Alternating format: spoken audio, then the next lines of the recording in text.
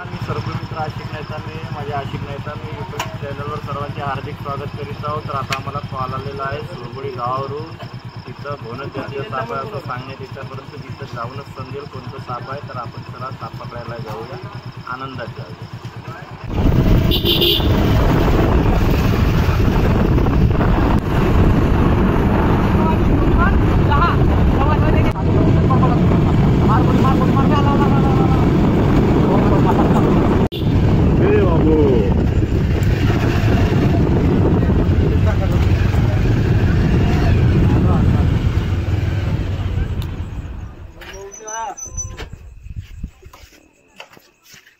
मित्रांनो, तर आपण आलेलो आहोत आता पवन भाऊ वर्तिकी यांनी आम्हाला फोन केला होता सुरबोडी गावामध्ये।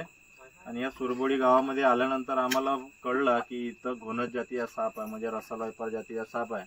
तर आपण सर्पमित्र परिवार अड्याळ तर्फे सर्व टीम घेऊन इथे आलेलो आहोत आणि बघू शकते किती लोकांची गर्दी आहे आणि या भीतीचं वातावरण पसरलेलं आहे। आणि या काकू यांना दिसला इथं, तर यांनीच आम्हाला पाचारण केलं। आता आपण त्या सापाला पकडू। तर बघू शकते तुम्ही इथं घोणस जातीय साप आहे।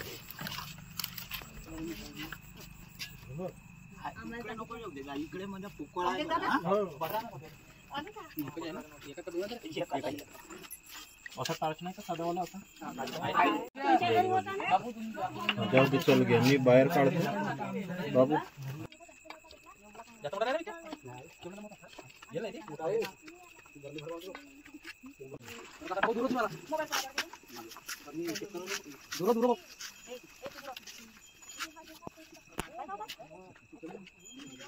साप खूप दिवसानंतर आपण रेस्क्यू करत आहोत, विषारी साप।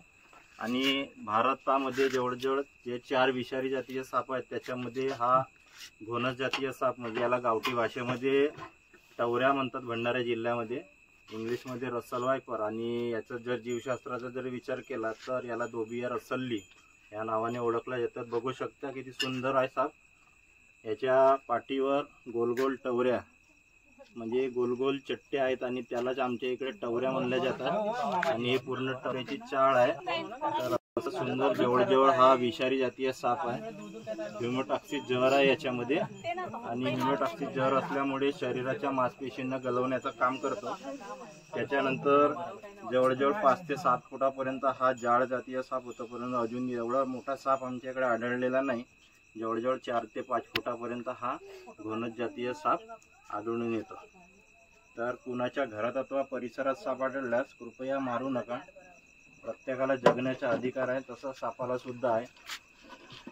पृथ्वी तलावर प्रत्येकाला जगण्याचा अधिकार आहे, म्हणून मारण्यापेक्षा वाचवण्यात आनंद जास्त आहे। म्हणून कृपया कुणी हे सापाला मारू नका।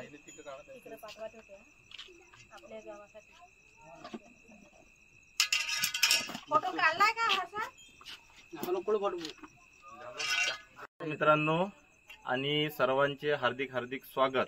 सर्पमित्र परिवार अड्याळ सर्वांचे हार्दिक स्वागत करीत आहे। मी सर्पमित्र आशिक नेता अड्याळ, माझ्या सर्पमित्र आशिक नेता या यूट्यूब चॅनलवर सर्वांचे हार्दिक स्वागत करत आहे। कोणी लाईक नसेल केलं किंवा शेअर नसतील केलं तर कृपया लाईक करा, शेअर करा आणि सर्वांना पाठवा।